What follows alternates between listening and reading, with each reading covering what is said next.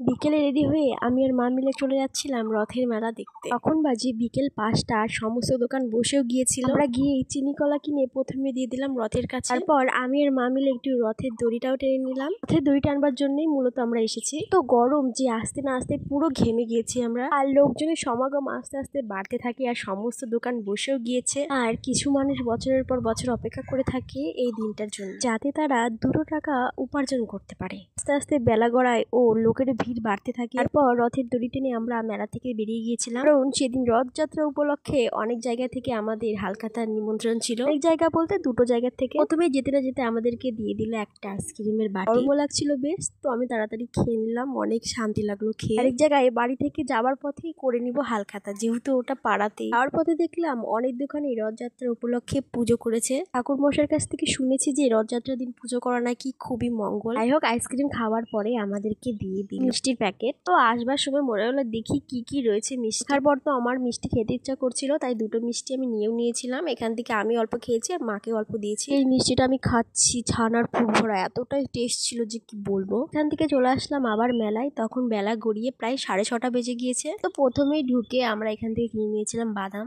গরম গরম বাদাম ভাত ছিল। তারপরে মায়ের নেওয়ার ছিল 2টো পিড়ি, সেখান থেকে 2টো পিড়িও নিয়ে নিয়েছি। তারপর খেয়েছিলাম ফুচকা। খাওয়ার পর কিনে নিয়েছিলাম জিলেপি। মেলায় আমার কাছের মানুষের সঙ্গে দেখা হয়ে গিয়েছিল, তো ও আর আমি মিলে কিনে নিয়েছিলাম জিলেপি। তারপর আমি আর ও মিলে কিনে নিয়েছিলাম চাট। 20 টাকা অনুসারে চাটটা মারাত্মক লেভেলের ছিল। নিয়েছিলাম এই ক্ষীর দেওয়া আইসক্রিমটা, যেটাও আমার বেশ ভালো লাগে। দেখা হয়ে গেলো আমার 2 বোন আর ভাইয়ের সঙ্গে। ওদের সঙ্গে দেখা করে বাড়ি আসবার পথে মুদিখানার দোকান থেকে আবার হালখাতা করে বাড়ি চলে আসলাম। পাচ্ছ মিষ্টির প্যাকেটটা আর এই পিড়িগুলো কষ্ট করে আমি বয়েও নিয়ে এসেছি। তো তোমাদের ভিডিওটা কেমন লাগলো অবশ্যই জানি।